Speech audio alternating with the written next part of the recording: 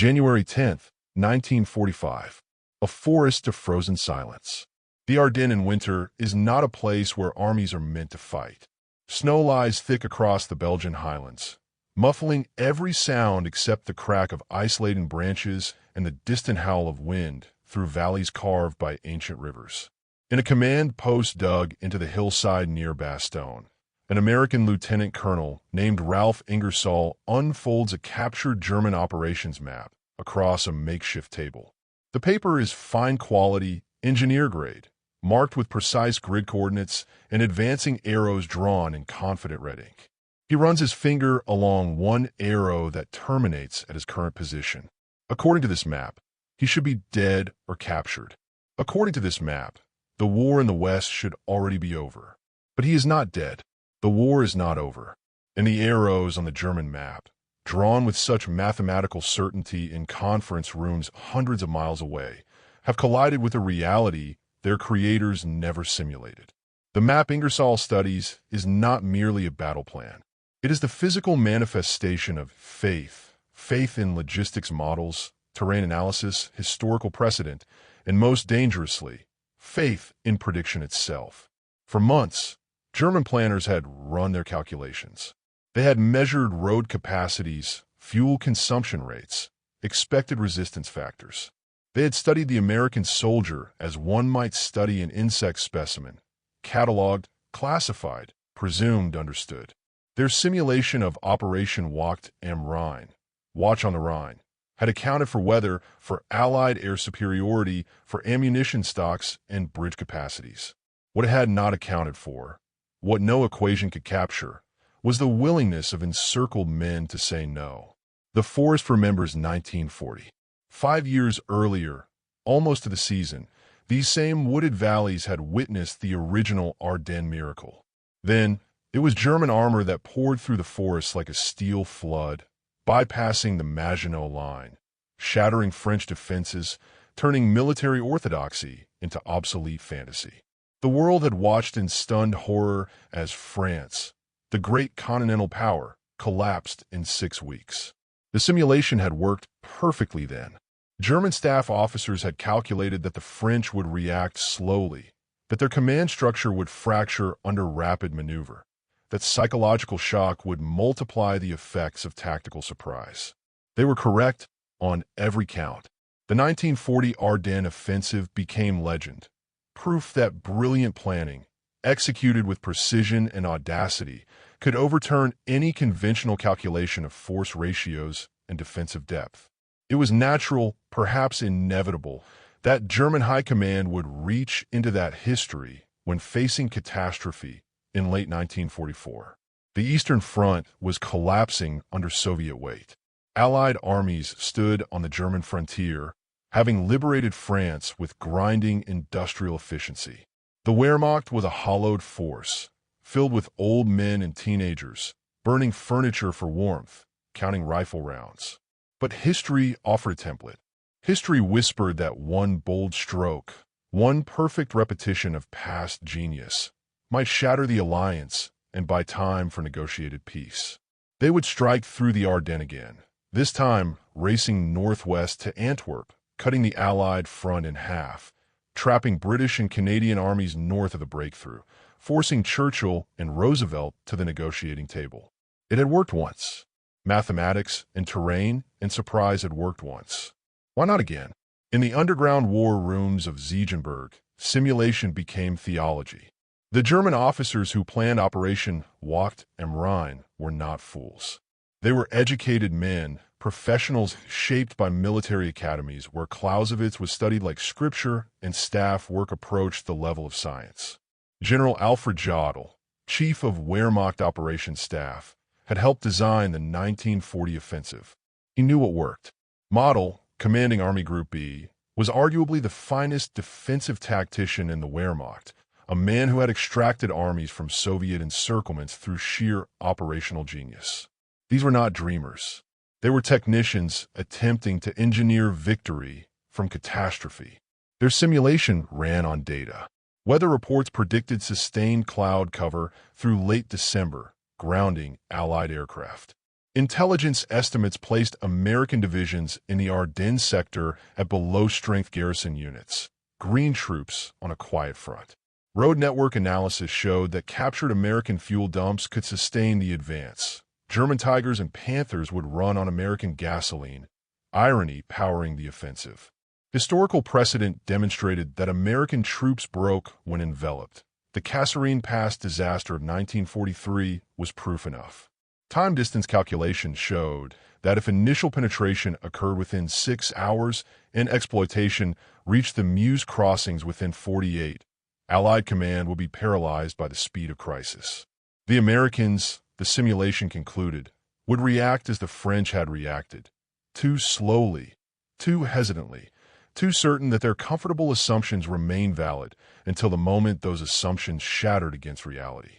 On paper, in the abstract world of staff calculations, Operation Walked and Rhine achieved its objectives. The Arrows advanced on schedule. Bridges were captured intact. Fuel dumps seized. Allied reserves arrived too late to contain the breakthrough. By the time Eisenhower's headquarters understood the scale of the offensive, German spearheads were already approaching Brussels. The simulation predicted chaos, and chaos would deliver opportunity. The simulation predicted American collapse, and collapse would deliver space for political maneuvering. The simulation was elegant, comprehensive, theoretically sound. It was also fatally, catastrophically wrong. What the German simulation could not measure was memory. The American soldiers waiting in frozen foxholes across the Ardennes were not the same army that had stumbled through North African deserts in 1943. They were survivors of Normandy, veterans of the Hurtgen Forest, men who had learned war's brutal lessons through blood and fire.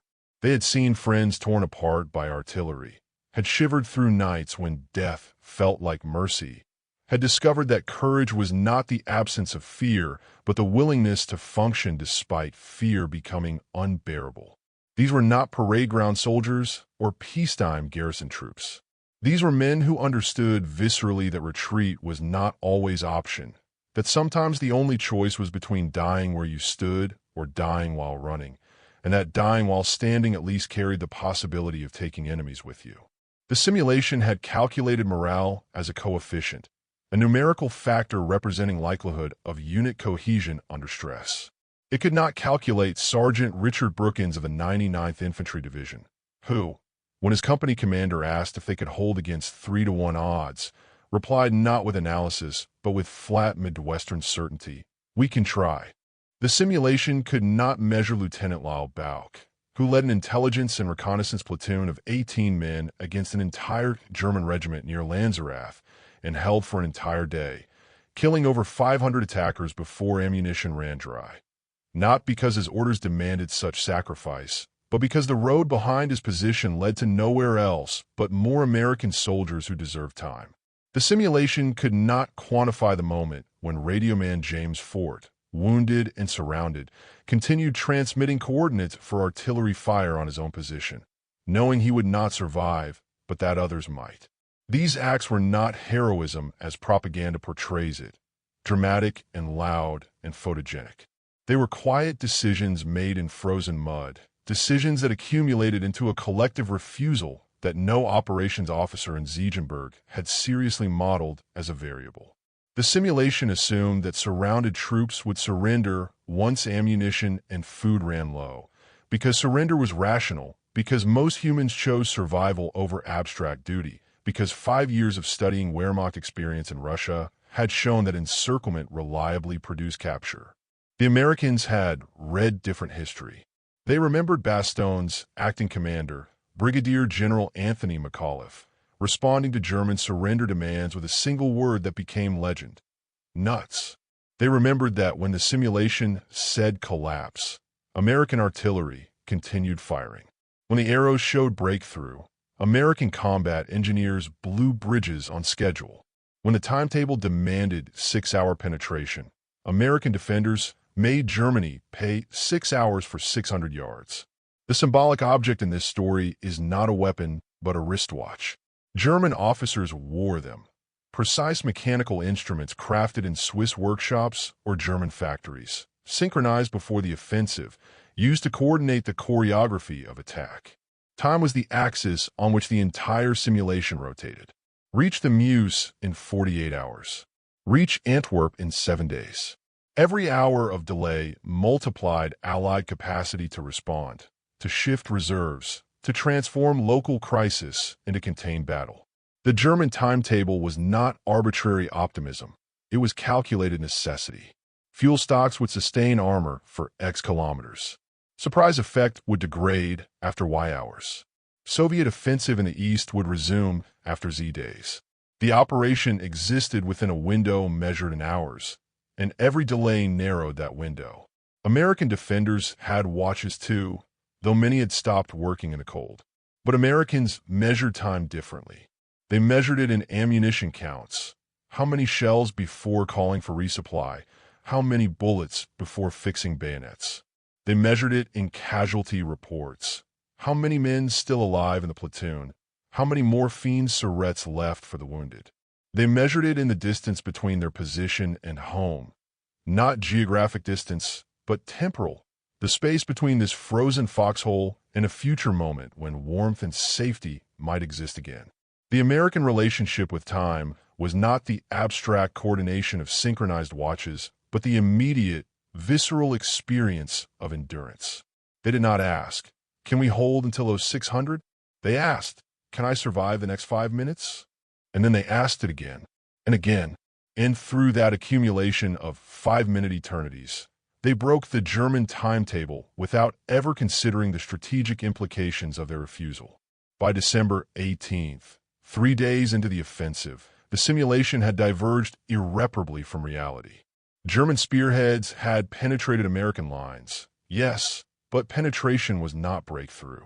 The arrows on the map showed German advances, but the map did not show what those advances cost. Each village took hours instead of minutes. Each crossroads became a siege. The roads, narrow and winding through dense forest, jammed with German vehicles that could not maneuver off-road in winter conditions.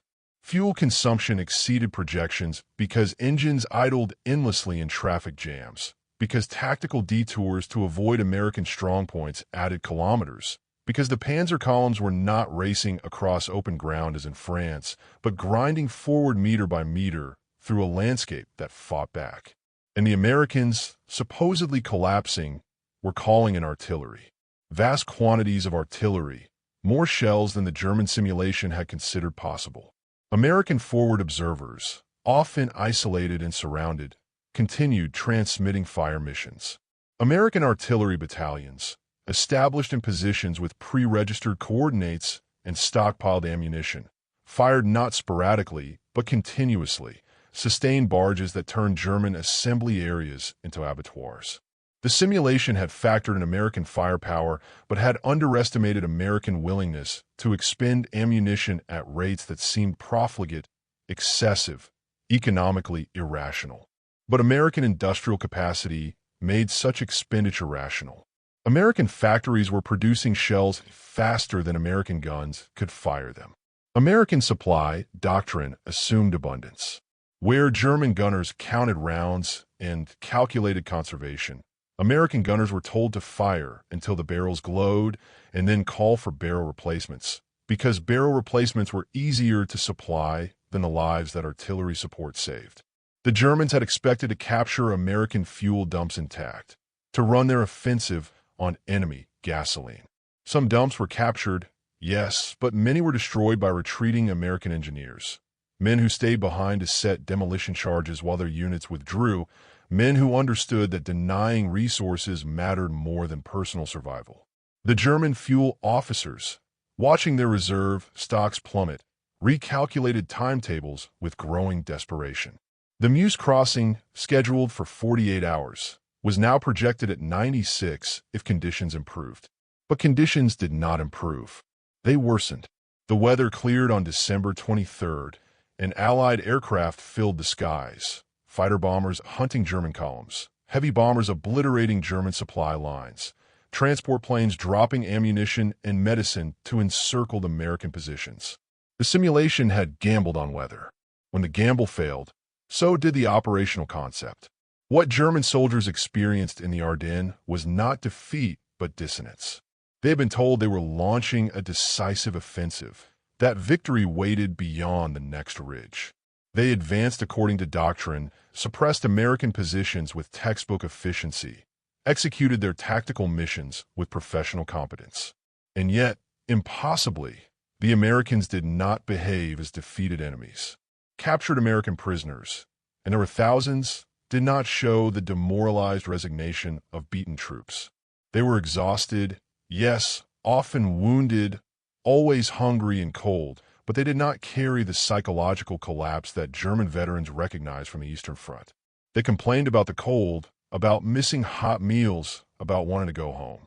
They did not complain about losing the war because they did not believe they were losing. Even in captivity, they maintained a casual confidence that bewildered their captors. American POWs asked their German guards when they planned to surrender, asked it seriously, without irony, as if German defeat was inevitable and only timing remained uncertain. This psychological disconnect violated everything the simulation had assumed about morale and cohesion. The Germans understood discipline enforced by threat, the SS watching Wehrmacht formations for signs of retreat, the military police hanging deserters from lampposts as warnings. They understood fanaticism born of ideology, though by late 1944 that fanaticism was draining away. With each kilometer the Soviets advanced westward. What they could not comprehend was voluntary cohesion, formations that held together not because retreat meant execution, but because retreat felt like betrayal. American units developed internal cultures where reputation mattered, where letting down your squad was worse than dying, where the judgment of men who shared your foxhole outweighed orders from distant headquarters. The simulation could not model this. No coefficient captured the weight of looking your friend in the eye and knowing that if you ran, he would die covering your retreat. The symbolic wristwatch appears again in captured German journals. An officer of the 1st SS Panzer Division, writing on December 22nd after his unit had spent 4 days advancing 30 kilometers, a distance they should have covered in 4 hours, described checking his watch obsessively, feeling time slipping away like water through our fingers. He described the exhaustion not of physical combat, but of psychological disintegration, the slow realization that the offensive had already failed even as they continued advancing, that they were moving forward into a trap sprung not by American genius, but by American stubborn refusal to acknowledge the simulation's inevitability. Another account from a Wehrmacht lieutenant described watching his commander stare at his wristwatch during an artillery barrage, lips moving silently, apparently recalculating timetables that were already meaningless, clinging to the schedule because admitting its irrelevance meant admitting the entire operation was doomed. Time had become the enemy, not American soldiers who the Germans could fight and sometimes defeat, not American tanks or aircraft, which were machines that could be destroyed. Time itself, the gap between where they were and where they needed to be, growing wider with each hour, consuming fuel and ammunition and hope faster than kilometers advanced. The Americans, entrenched and supplied by air, could wait. The Germans, outrunning their logistics in a winter forest, could not. Every American position that held for even a few hours was a strategic victory, because hours were the currency of the offensive, and the Americans were spending German hours with reckless generosity. By Christmas Day, 1944, Operation Walk dem Rhein had failed, though fighting continued. Bastogne had not fallen. The Meuse remained uncrossed. German spearheads, exhausted and out of fuel, were falling back or being encircled themselves. Patton's Third Army, in a maneuver that would become legendary, had disengaged from its own offensive, pivoted 90 degrees, and smashed into the German southern flank, an operational movement that the German simulation had deemed impossible in winter conditions over that distance in that time frame. But Patton staff officers had not run simulations. They had issued orders and trusted that American logistics could achieve what seemed impossible because American logistics operated on assumptions of abundance rather than scarcity. Need more fuel? Trucks were already rolling. Need bridge materials? Engineers had stockpiles forward. Need air support? Wings of aircraft waited for weather clearance. The American war machine did not calculate what was theoretically possible. It attempted what was necessary and discovered that industrial abundance transformed theory into obsolescence. The German soldiers retreating through the same forests they had advanced through weeks earlier carried with them a profound disorientation. They had done their jobs. They had been brave, often ferociously so. They had followed orders, executed tactics, paid in blood and frostbite and exhaustion. And it had not mattered. The American simulation, though Americans had not called it a simulation, had not formalized it into doctrine. The American approach to war had proven more resilient than German calculation. American doctrine did not depend on brilliance or perfection. It depended on scale and persistence and the willingness to trade time and material for human life. American commanders accepted that initial plans would fail, so they planned for failure and built redundancy into every system. German doctrine pursued elegant efficiency. American doctrine pursued brutal redundancy. When one approach failed, Americans tried another, and another, supplied by factories that turned Lake Michigan into an aircraft carrier training facility and transformed Detroit into the arsenal of democracy. The epilogue is written in statistics, but statistics cannot capture meaning. The Battle of the Bulge, as Americans named the Ardennes offensive, describing the visual shape it created on situation maps, resulted in approximately 89,000 American casualties, 19,000 killed, 47,500 wounded, 23,000 captured or missing. German casualties approached 100,000, along with irreplaceable losses in armor and aircraft. The offensive consumed Germany's last strategic reserve, the final concentration of veteran units and functioning equipment. After the Ardennes, the Wehrmacht was effectively broken as an offensive force. The Red Army's subsequent January offensive met weakened opposition. Allied forces crossed the Rhine in March. Germany surrendered in May. But numbers do not explain why the simulation failed. They describe the failure without illuminating its nature. The German simulation failed because it attempted to reduce war to mathematics in a conflict where mathematics increasingly favored those who did not need precision, who could afford waste, who possessed such abundance that efficiency became optional. The simulation failed because it assumed rationality, that surrounded troops would surrender, that outgunned units would retreat, that soldiers facing certain death would choose life. And American soldiers, often enough to matter, chose otherwise, not from ideological fanaticism, but from simpler motives. Loyalty to friends, stubborn pride, faith that reinforcements would eventually arrive because Americans always had reinforcements, or simply the inability to imagine that after surviving so much, after coming so far, they would fail now here in these frozen woods. The symbolic wristwatch appears one final time in a museum case in Munich. It belonged to a German staff officer who survived the war, donated by his family decades later. The watch face is cracked, stopped permanently at 9:47, morning or evening, no one recorded. The accompanying placard notes only that it was worn during the Ardennes offensive. Visitors look at it briefly, reading the description, moving on to other exhibits. The watch holds no drama, no evident meaning.